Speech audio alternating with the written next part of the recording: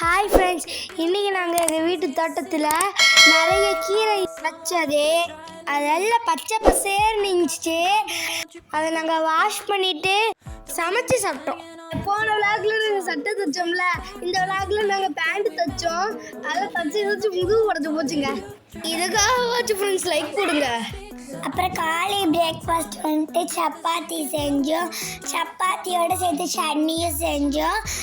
இதை வச்சு சாப்பிட்டுட்டு மதியானம் வந்துட்டு லஞ்சுக்கு வந்துட்டு மீன் குழம்பு. அப்புறம் மீன் குழம்புக்கு அப்புறம் கீரைக்கு அப்புறம் நம்ம சோறு எப்பயும் செய்வோம்ல, அந்த சோறுக்கு அப்புறம் அப்பளம் பறிச்சோம். இதெல்லாம் சாப்பிட்டோம்.